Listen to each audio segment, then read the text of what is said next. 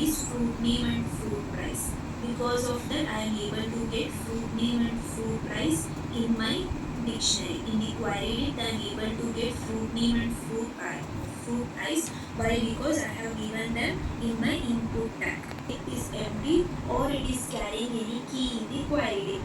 So I am writing the condition if fruit name in request.get. Why? Because first time when I visit the web page, that time it will be empty query data. If I try to fetch the data from the empty query data, it is going to throw me error. If I try to fetch the data from the empty query data, it will throw me error. So that is the reason why I will write the condition that if fruit name in request.get. When will I get the fruit name key in the query data? When the user is filling the form and clicking on submit button. Whenever the user is filling the form and clicking on submit button, I will get the fruit name in the query data. That is why I am writing the condition if fruit name in query data. Then what I am doing? I am getting the fruit name and storing it in a variable f name.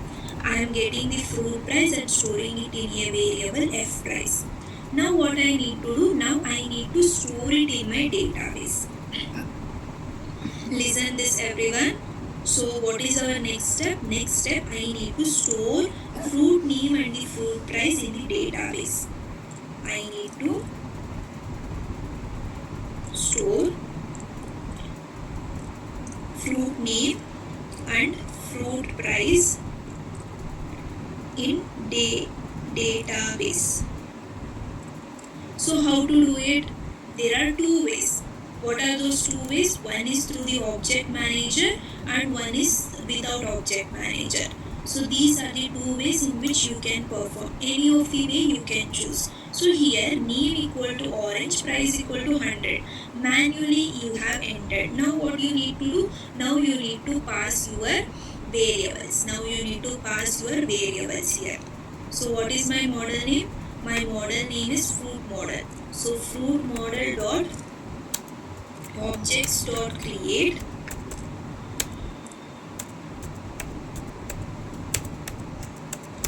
previously what you have done, name equal to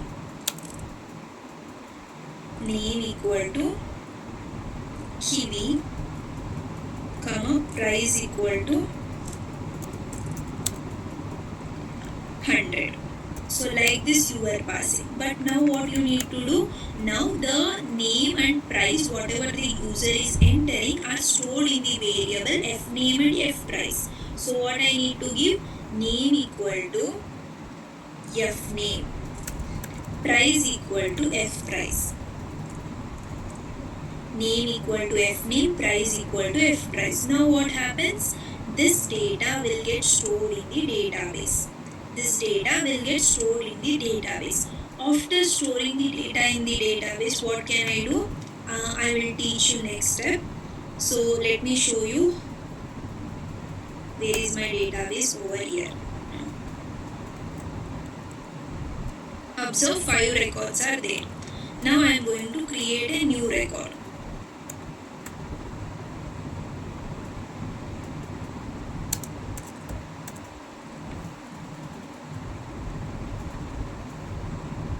Refresh, it got created. Next, after this,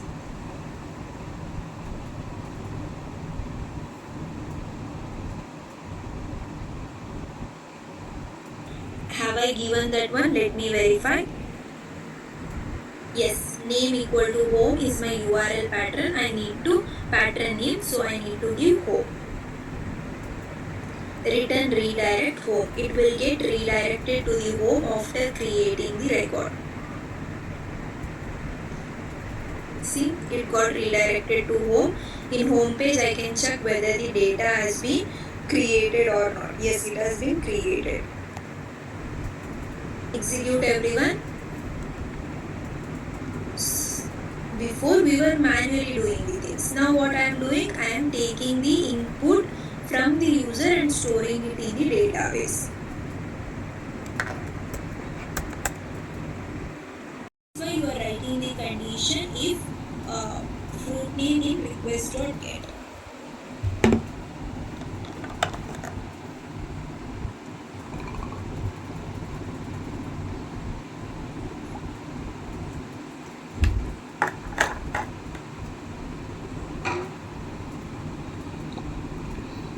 This you need to import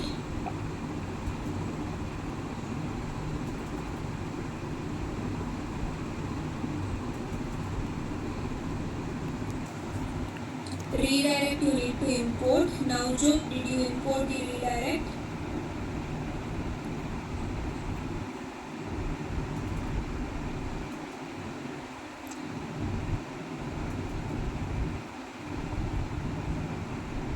Ranjan, do you want to share the screen?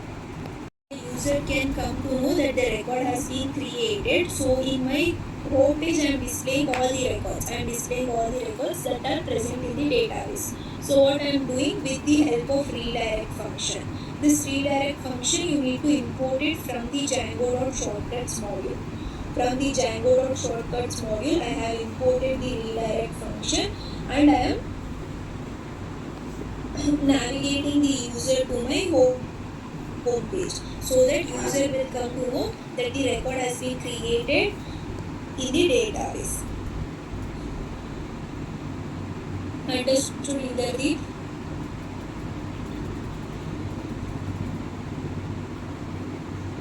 This is the one way in which we can perform the create operation. Ma'am, I am entering the data in the form, but data is not fetching. Can you share the screen, Venkatesh? Data, searching the data or filtering the data. Mainly used for displaying the data, searching or filtering. To search, filter or store or displaying the data, you can go with the get method. But if you are storing the data into the database or if you are performing update operation, modifying the data into the database, so that time you should not go with the get method. Then which method you need to use? Yes everyone, which is our next HTTP method we can use? Yes Indonati, correct. We have one more method by the name post. It is used to send the data securely to the server. Where this data will be sent? The data will be sent in the request body. The data will be sent in the request body. It will be not visible in the URL. So it is secure than your get method. Is secure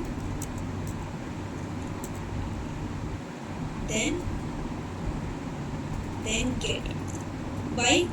Because the data is sent in the request body. Data is sent in the request body. Inside the request body. It is not visible in the URL. It is not visible in the URL. So what you need to do whenever you want to create the record, whenever you want to update the record, whenever you want to delete the record, you need to go with your post method. Whatever the secure data you are storing into the database, all those times which method you need to use, you need to go with the post method. Now what I need to do, now I need to create the data in my create the form in the post method. Now what we need to do, we need to create the form in the post method. Yes everyone, can you tell me, do you want me to create a new? I am going to create the form in the post method.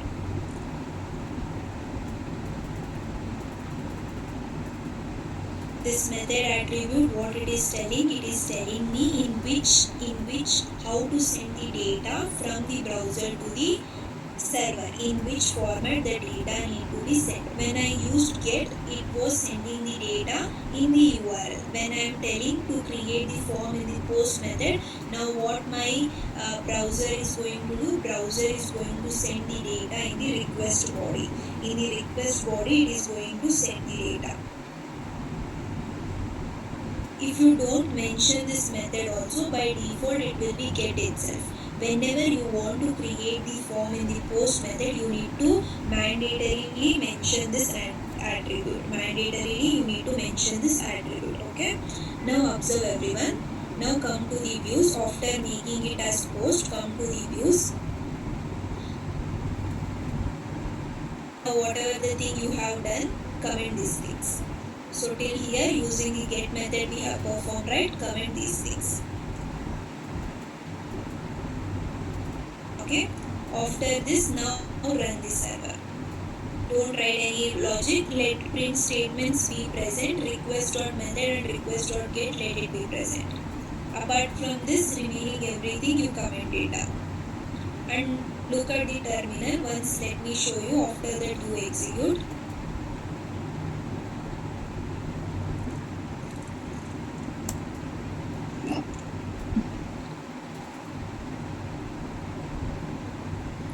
So first time I visited the web page, I did not yet click on submit button. The method is get and query it is empty. Now what I am going to do? I am going to click on the submit button.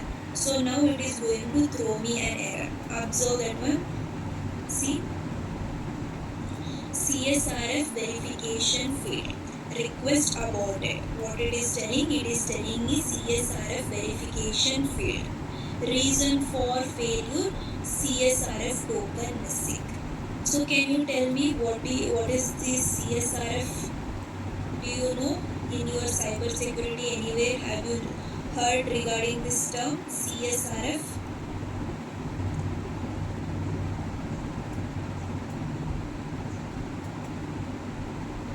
Yes, Ranjan, correct. It is going to provide the security for the form. So what is the CSRF? Before going to CSRF token, let us understand what actually the CSRF is. CSRF stands for cross-site request forgery. Cross-site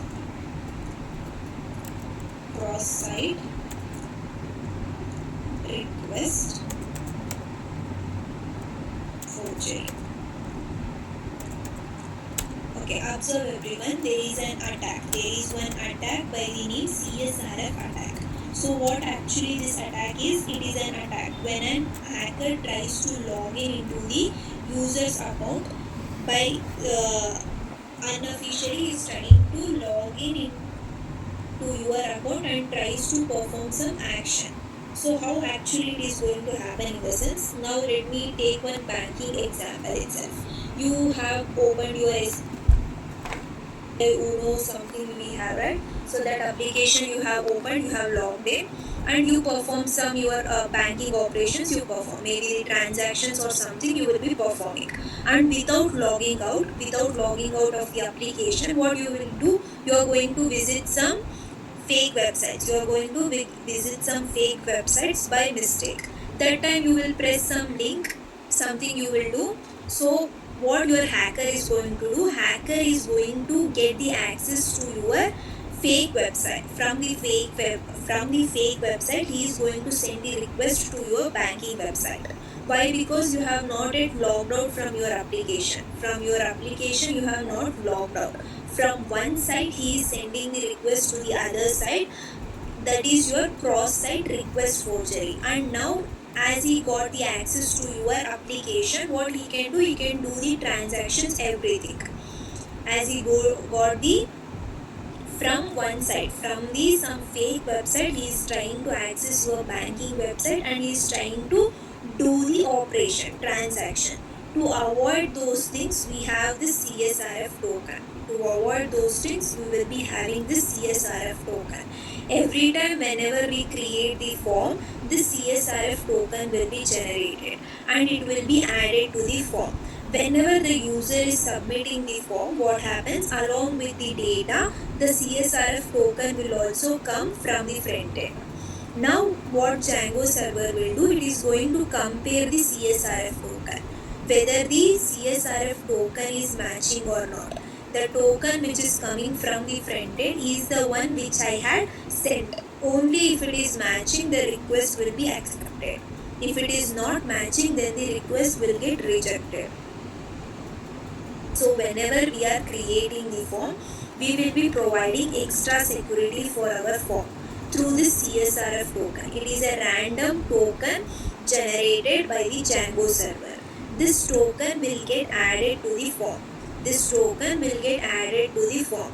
Now when I click on the submit button, along with the data, this CSRF token will come to the backend. Now Django server is going to check whether the CSRF token is matching or not. If the CSRF token is matching, then only it can make sure that the request is coming from my form itself. If it is coming from any other form, then the CSRF token will not match. That time it is going to reject the request. The request will get rejected. So that is the reason it is asking for the CSRF token. CSRF verification failed. Request has been aborted. He did not accept the request. The request got aborted. So what was the reason? CSRF token was missing. Now when I add the CSRF token to the form, what happens? The Django server, when I click on the submit button, the Django server is going to check whether the CSRF token is correct or not. Only if it is correct, it is going to return the response. It is going to allow you to perform the operation, or else the request will get rejected.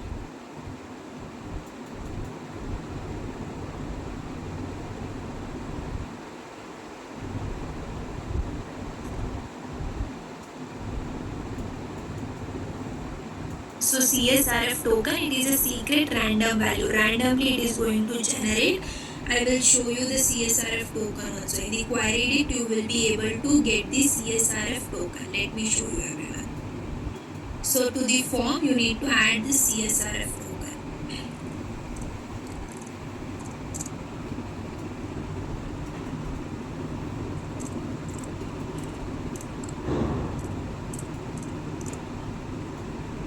Okay, now I am visiting the website once again.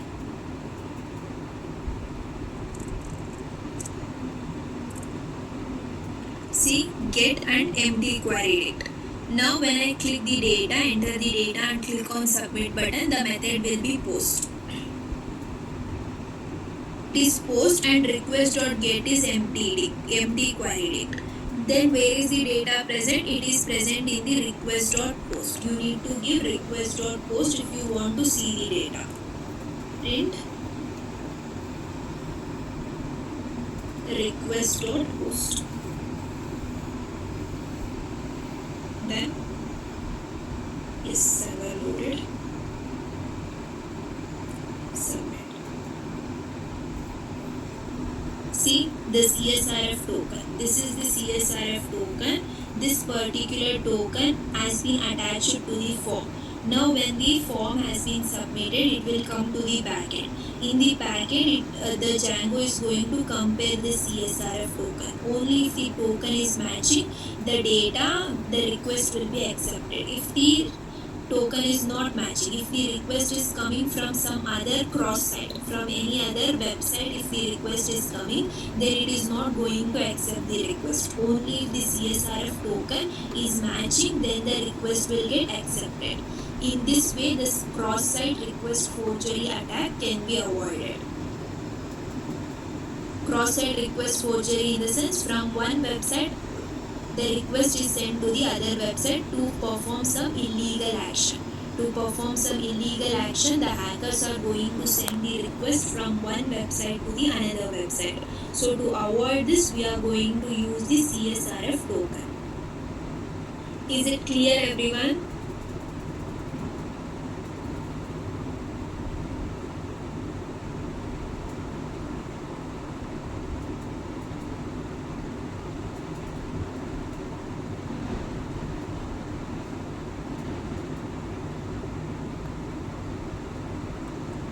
Are you able to get the data, everyone? Enter if the token is matching, then the request will get accepted.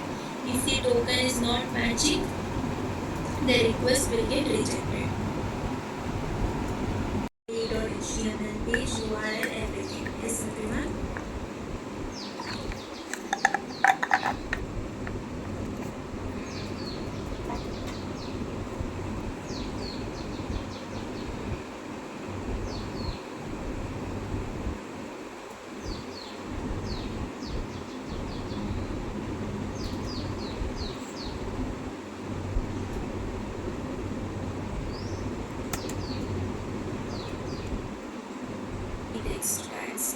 will not work. You need to write the code within the form tag. Now label, and whenever you use your post method, the CSRF token is mandatory. CSRF token.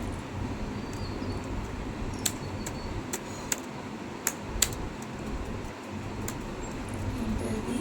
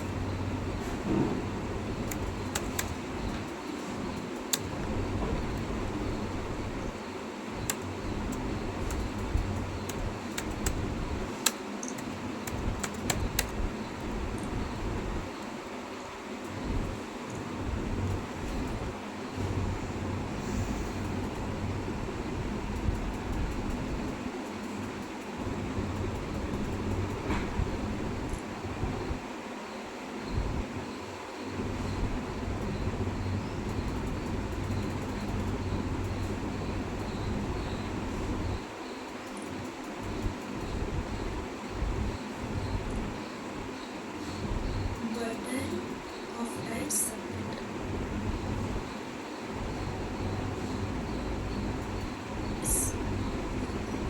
Create the form, create the view, and create the URL each and every fruit present over here. What your all method is giving you, all method is displaying all the records present in the database.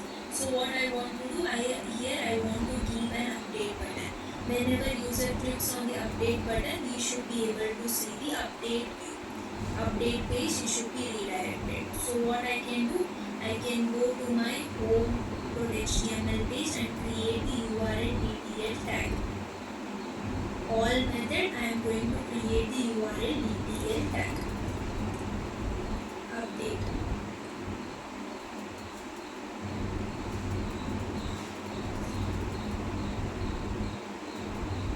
URL update.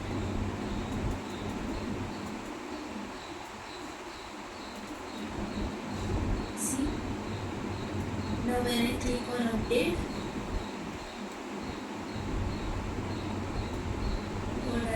CSRF underscore is missing. Let me check. CSRF underscore token. Yeah, now I am able to get the update page. Give the URL tag in your add URL. Now to create a dynamic URL, I need to send the data in my URL. So what data I can send, everyone? I have 3 fields in my database. In my database, I have 3 fields. One is ID, one is name, and one is price. Which field I can send in my URL? Yeah, ID, correct. Why ID? Why? Because ID is a primary key. ID is a primary key, and it is unique for each and every record. It is unique for each and every record. So that is the reason we will be creating a dynamic URL through the ID, and we are going to send the ID through our URL.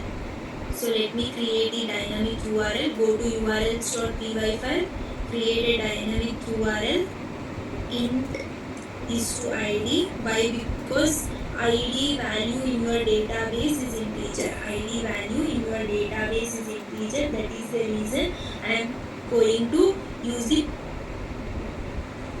path converter. I am using the path converter. So along with the request, what is coming in the URL? Along with the request, the ID is coming in the URL. So request comma ID. Along with the request, the ID is coming from the URL. Request comma ID. What type of URL DTL tag you need to pass? You need to create. You need to pass the argument. You need to pass the argument in your URL DTL tag. So how can I pass the argument, everyone? For I in data2. What is data2? Data2 is a query name. From that I am getting I. I is a model instance. From that model instance, I am fetching I dot name. It is going to return me fruit name. I dot price. It is going to return me price. Now I want to pass the argument ID. How can I pass, everyone? I want to pass the ID. Yes, Ranjan, correct. Correct. It is I dot ID. Rishikesh, correct. It is I dot ID. I is carrying your model instance, so you need to give I dot ID to send the argument ID in your URL. To send the argument ID in the URL, you need to give I dot ID. Now observe, everyone. Once again I am refreshing. Observe the URLs. Update /1. Update /4. Update /7. So I got it. I am able to get the ID to my backend. I am able to get the ID to my backend. Now what I need to do? Now I need to fetch the data. If I want to fetch a particular data, which read method I need to use? For my update operation, 3 things we need to do. Fetch the data. Yes, Indumati, correct. Fetch the data to be updated.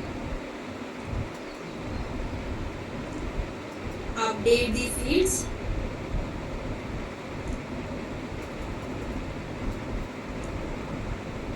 Update the fields, then save.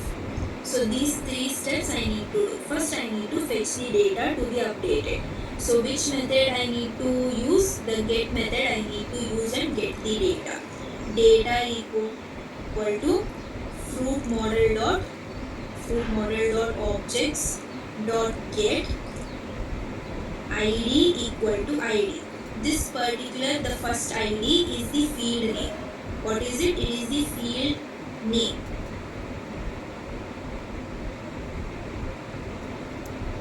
In your database, the id is your field name.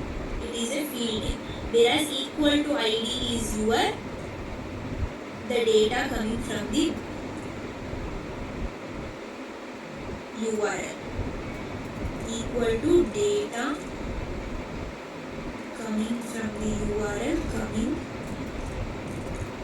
from the URL, stored in variable,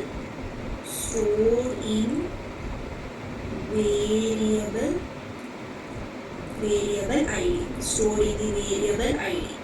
So the data coming from the URL has been stored in the variable id. So id equal to id, whereas this id is your field name. Okay, now let me print the data.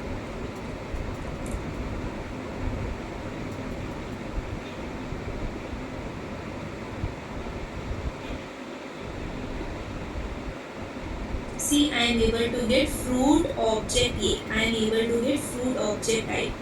Now I want to display the data in my update page. I want to display the data in the update page. So can you tell me how can I send the data from the views to the HTML file? Yes, everyone, how to send the data from the views to the HTML file?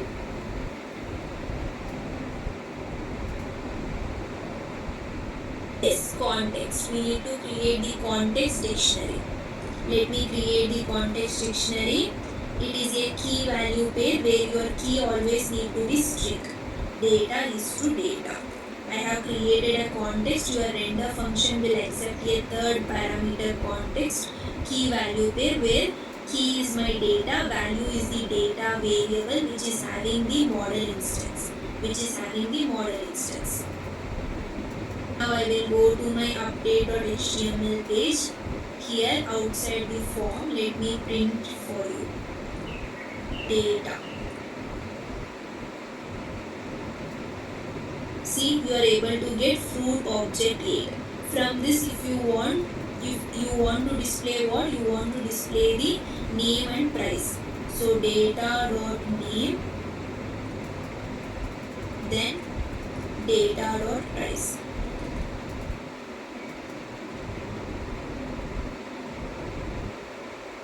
See, I am able to get mango and one 180. Now what I want to do, I want to display it in my input field. I want to display mango on 180 in my input field. Can you tell me how to display it in the input field? Yes everyone, we need to pass an attribute. Which attribute you would have taught in the your webtech class? Can you recall which attribute is used to display the data? Yes, Ranjan, correct. The value attribute. No, placeholder, it is not for displaying the data, it is used to tell what you need to enter. Placeholder is different, value, it is going to display the value. Placeholder, it is going to display just a message that what you need to enter. Both are different, Rishikesh. Not the placeholder. Placeholder, it is only going to tell a message what you need to enter in the input field. In the input field, what you need to enter, the placeholder is going to tell. Whereas value, it is used to display the value in your input field. Value equal to, within the single quotes, within the quotes you need to pass the variable detail tag data dot name and data dot price.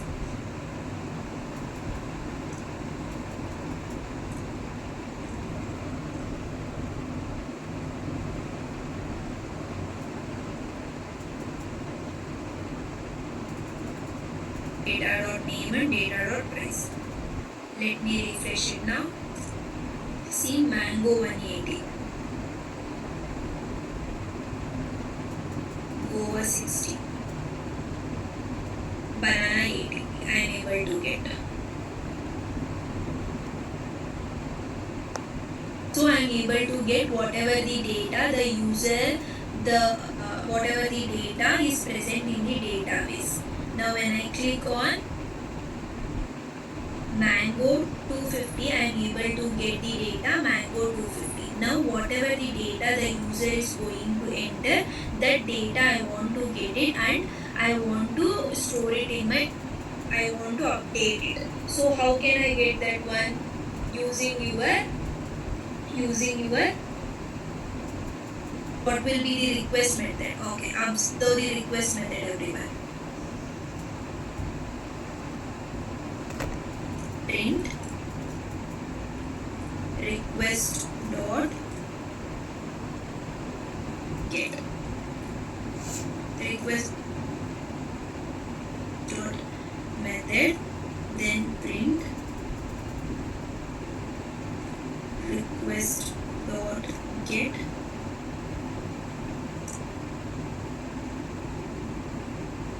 So first time whenever you are visiting the update page, what will be the method? I am visiting the update page for the, what is the method? It is get method and queried it will be empty. Get method and queried it is empty. Whenever I am making some changes.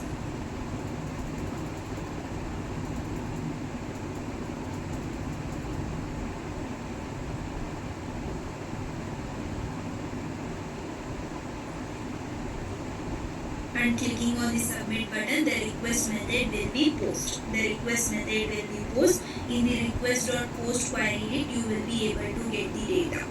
In the request.post query it, you will be able to get the data. Request.post.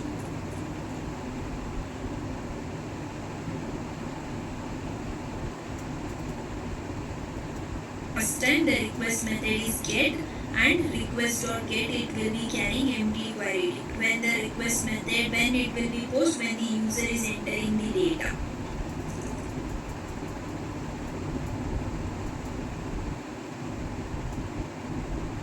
Now it will be, the data will be present in the query. Now when you need to get the data from the query, when the request method is post. If request.method equal to post, if it is equal to post, from the post query you need to fetch the name and price. F name equal to request.post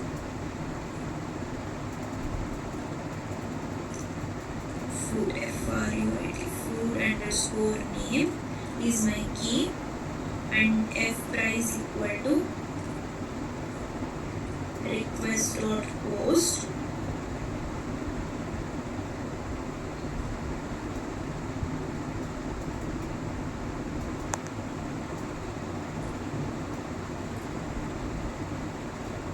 So how to perform the update operation, everyone? Fetch the record. Where is the update operation? Yeah, here. Fetch the record. After fetching, a dot name equal to pineapple, a dot price equal to 80. Then a dot save. Same thing now I need to do. What I need to do? I need to do data dot.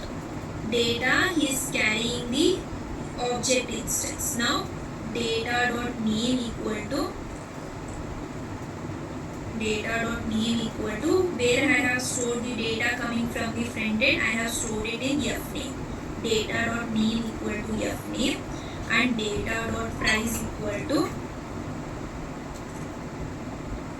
fprice. I am getting the data, whatever the data the user is entering in the form and storing it in the variable fname and fprice. So I am giving data dot name equal to fname, data dot price equal to fprice. I have updated the data. After updating the data, what I need to do? I need to save it. So data dot save. Data dot save is used to save the data. Now observe everyone, the data will get saved. After saving the data, I can redirect it. Return redirect to which page? The home page. I am redirecting it to the home page. Let me refresh it. Okay, now I am going to change mango to Alfonso mango and let me make it 300. Submit. See, Alfonso mango 300. So what you need to do? You need to first of all fetch the record. I have fetched the record and stored it in a variable data. Then after that, whenever the request method is post. When will be the request method post? When the user is clicking on the update button. Or whenever the user is clicking on the submit button, the request method will be post. So that time I am fetching the fruit name and fruit price from the query dict. After fetching the fruit name and fruit price from the query dict, I am updating my data.name and data.price. What is data carrying? Data is carrying the object instance. Observe everyone. So here fruit object 5. It is carrying the object instance. From that object instance, I am updating the name and the price field. Data.name equal to fname. What fname is carrying? The data entered by the user. Whatever the data the user is entering, that data is stored in the variable fname and fprice. So that one I am updating. Data.name equal to fname, data.price equal to fprice. After that I need to save it. Data.save. Then return redirect to home. Is it clear everyone?